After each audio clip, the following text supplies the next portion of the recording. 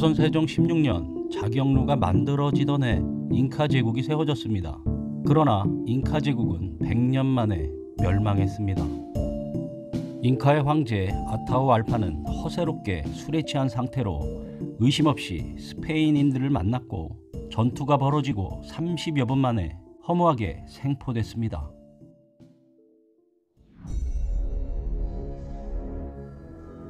강철로 만들어진 스페인인의 장검은 원주민 전사들의 신체를 손쉽게 베어냈고, 스페인 병사들이 착용한 갑옷은 흑요석으로 만들어진 원주민 전사의 창을 끄떡없이 막아냈습니다. 4m가 넘는 스테인 보병의 장창과 밀집 대형은 원주민의 돌격을 막고 몸에 깊은 상처를 입혔습니다. 스페인 군사의 총과 대포는 먼 거리에서 원주민의 몸을 산산히 부숴버렸고, 스페인 기마병의 말을 처음 본 원주민들은 신화 속 괴물처럼 여기죠. 공포 그 자체였습니다. 잉카 제국을 멸망으로 몰아넣은 사람은 프란시스코 피사로입니다.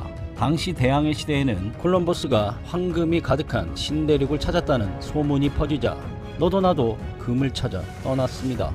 이들은 새로운 땅에 도착하면 금을 찾겠다면서 무자비한 폭력과 약탈을 일삼았습니다.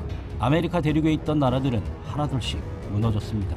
먼저 멕시코의 아즈텍 제국이 멸망하고 이후에 페루의 잉카 제국이 멸망했습니다. 아즈텍 제국을 무너뜨린 사람은 코르테스, 바로 피사로의 친척이었습니다. 피사로는 10여 년 전에 코르테스처럼 황금의 땅 엘도라도를 찾아 나섰던 것이었습니다.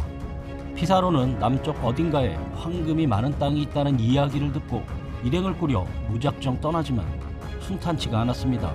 일행들이 힘들어서 도저히 못 가겠다며 집으로 돌아가기를 원했습니다. 이때 피사로가 나서서 땅에 선을 하나 그었습니다. 그리고 말했습니다.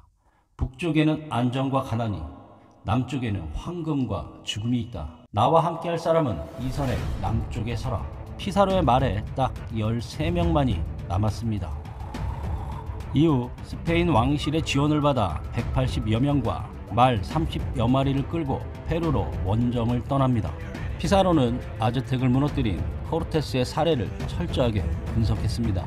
코르테스는 고작 1천여 명의 병력으로 아즈텍이라는 큰 나라를 무너뜨렸습니다. 그럴 수 있었던 이유는 아즈텍 제국의 왕을 사로잡고 아즈텍의 앙심을 품고 있던 틀락스칼라 부족들을 동맹군으로 만들었기 때문입니다. 스페인 군대 뒤에는 틀락스칼라를 비롯한 수만 명의 원주민 동맹군들이 있었습니다. 아즈텍인들은 전쟁에서 다른 부족을 포로로 잡으면 신들에게 제물로 바쳤습니다. 포로의 심장을 꺼내 신에게 바치고 나머지 몸뚱이는 잘게 찢어 토마토 소스를 발라 구워먹는 식인 의식을 치르기도 했습니다. 이런 잔인한 아즈텍인들은 틀락스칼라 부족에게 증오의 대상이었기 때문에 스페인인들을 도왔습니다. 피사로는 자신도 코르테스처럼 할 수 있다고 믿었습니다. 이런 믿음이 없었다면 고작 180여 명의 병력으로 인구 600만의 8만 군대를 보유한 잉카 제국을 상대할 무모한 생각을 하진 않았을 것입니다.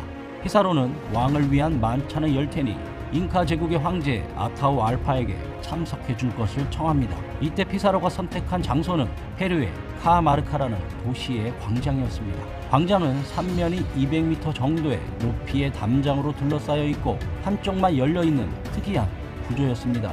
자신이 병력이 열세하니 전략적으로 이 장소를 선택한 것입니다.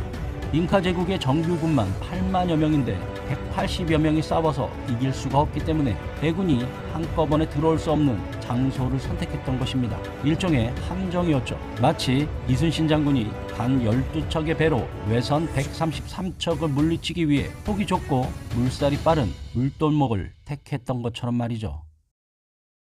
잉카의 황제는 수만의 군대를 거느린 신과 동등한 존재이니 당연 두려움 없이 의심 없이 거대한 가마를 타고 광장으로 향했습니다. 황제가 도착하자 피사로는 수도사를 먼저 내보냈습니다. 수도사는 황제에게 다그치며 말했습니다. 기독교로 개종하라.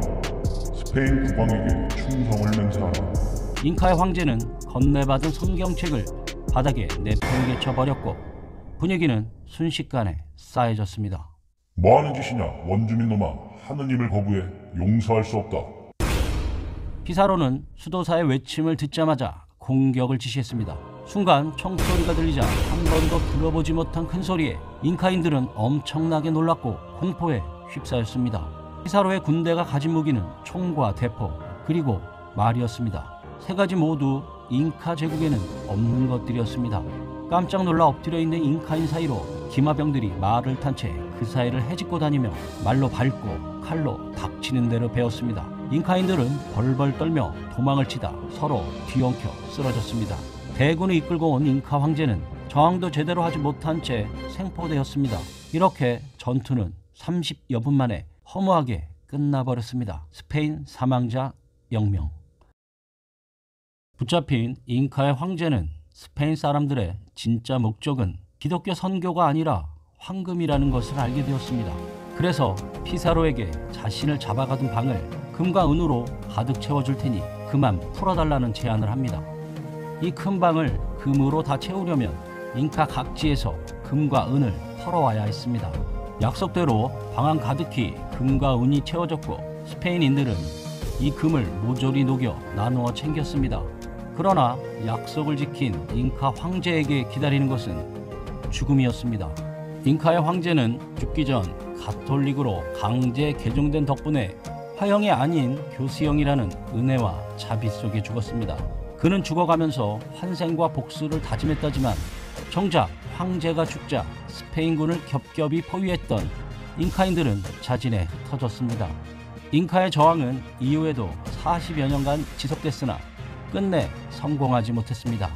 약 180여 명의 군사에 잉카 제국이 허무하게 무너진 것은 피사로의 치밀함과 스페인 군대에 발달된 무기가 있었지만 잉카 황제 아타후알파의 오만과 무지가 결정적이었습니다. 잉카의 황제는 적에 대해 전혀 몰랐고 알려고 하지도 않았습니다. 그저 자신에게는 수만의 군대가 있다. 나는 태양신이다. 우리는 항상 싸워 이긴 최강이라는 오만한 생각에 젖어 있었기 때문입니다.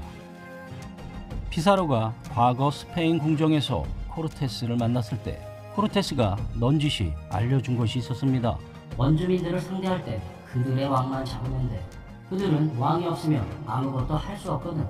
아즈텍과 잉카는 모든 권력이 황제 한 사람에게 집중된 전제국가여서 왕을 지배하거나 제거하면 국가가 마비 상태가 되기 때문이었습니다.